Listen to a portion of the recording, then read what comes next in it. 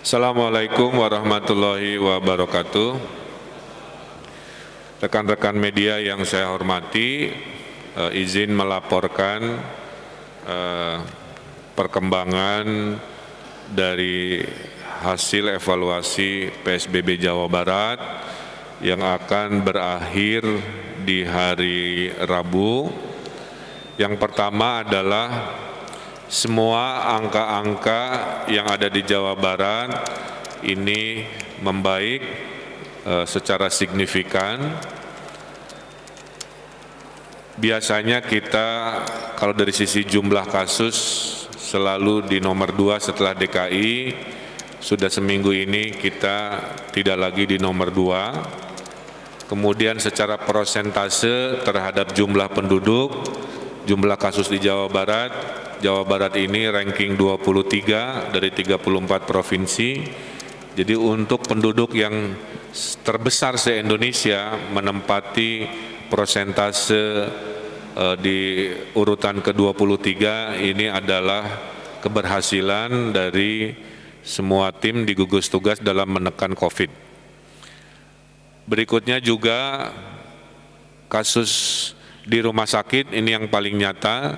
Di akhir April ada 350-an, di minggu-minggu ini sudah di angka 200-an sekian. Ya.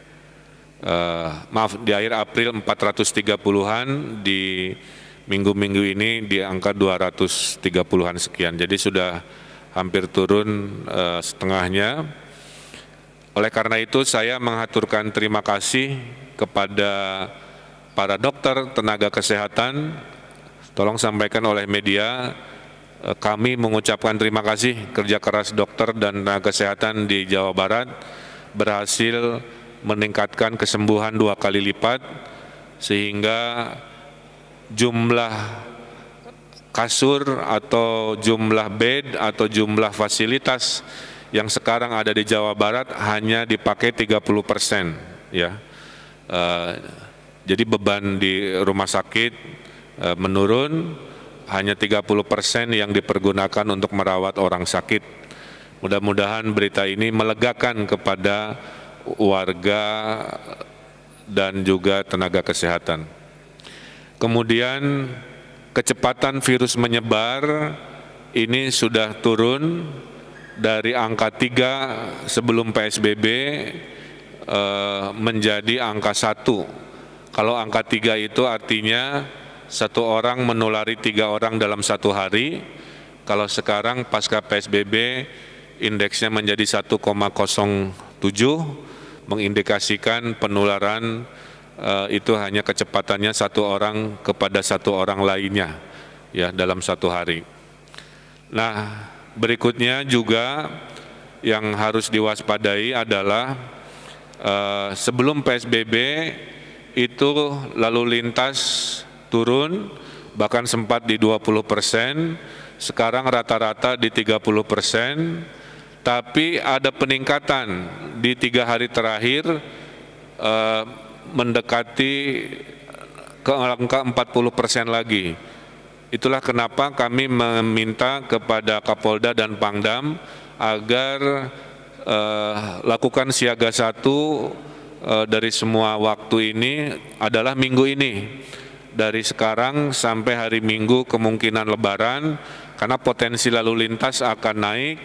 Kita bisa monitor dalam 1-2 hari orang belanja berbondong-bondong di pasar, di berbagai tempat. Jangan sampai keberhasilan Jawa Barat PSBB ini akan terganggu oleh dinamika menjelang Lebaran. Kasus rata-rata di bulan April adalah 40-an kasus per hari.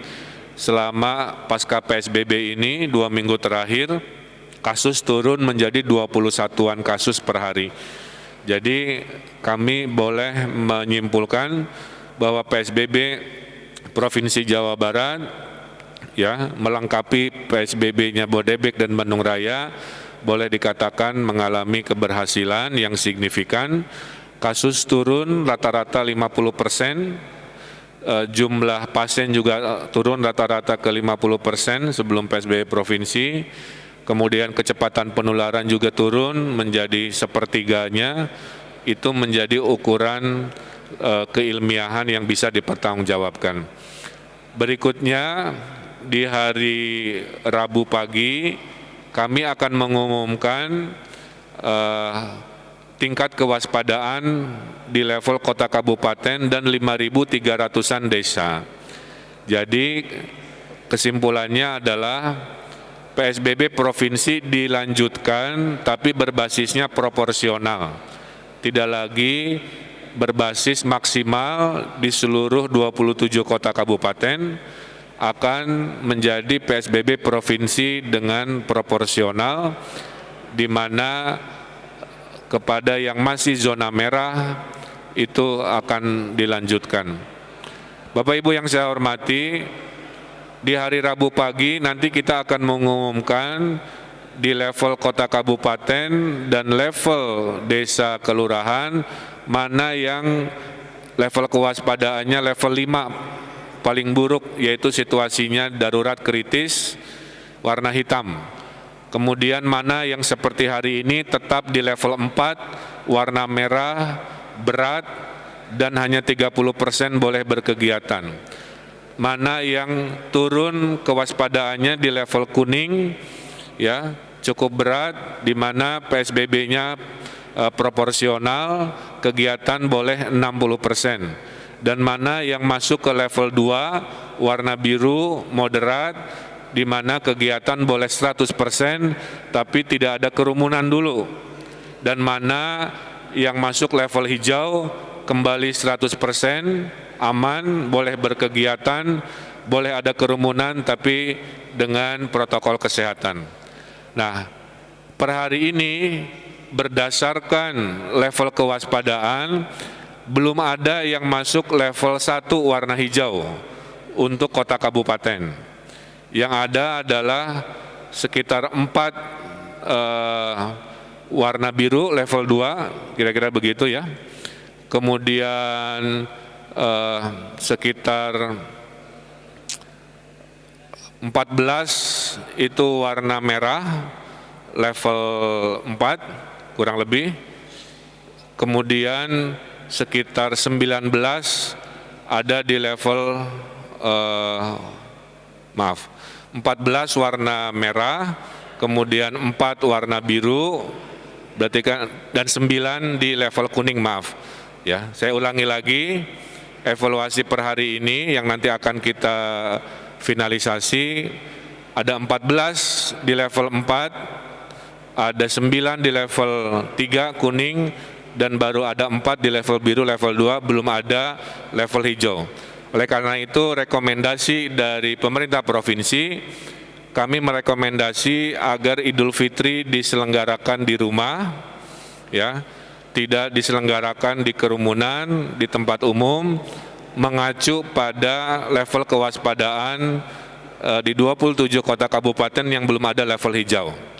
Tapi jika nanti level kewaspadaan itu ada hijau di level kelurahan dan desa, maka kami persilahkan wali kota dan bupati mengambil kebijakan yang proporsional terhadap desa-desa atau kelurahan yang mungkin sudah berwarna hijau. Ya, saya kira itu kebijakan terkait Idul Fitri. Pemerintah provinsi merekomendasikan secara umum Idul Fitri diselenggarakan di rumah dan menyerahkan kepada kota kabupaten jika akan mengizinkan kalau sudah ada bukti desa dan lurah kelurahannya berwarna hijau. Saya kira itu. Terakhir, kesediaan pangan cukup, kemudian pembagian bantuan sosial terus kita perbaiki, total 9,4 juta penerima terus kita akan sempurnakan. Saya kira itu laporan di hari ini. Ya, silakan. Debbie dari IDN Times. Pak, tadi dari paparan di depan Pak Gub sendiri bilang ada pembagian bansos belum maksimal, Pak, kalau nggak salah baru 1/4 ya, Pak, dengan skema yang dilakukan sekarang. Apa yang terjadi sih, Pak, di lapangan skemanya tidak berjalan secara baik dan apa yang akan dilakukan oleh Pemprov Jabar? Terima kasih. Ya, kita pada dasarnya ingin cepat dan merata salah satu evaluasinya kepada kabupaten-kabupaten yang jarak desanya jauh, pengiriman menggunakan motor punya kendala waktu, kira-kira begitu. Tapi mayoritas yang di perkotaan, yang jaraknya dekat-dekat, di mana radius kantor pos dengan rumahnya juga tidak terlalu jauh, ini sangat efektif. Sehingga kesimpulannya mungkin kita bagi dua cara. Cara pertama tetap seperti sekarang di daerah kota, tapi di daerah kabupaten kita lakukan dropping mungkin kepada ketua RT, ketua RW dengan mekanisme baru. Saya kira itu. Plus juga data sampai hari ini belum 100%. Jadi urusan kita masalah data dari bawah ini juga menjadi kendala kepada kami, kepada Kemensos, Menteri Desa dan lain-lain.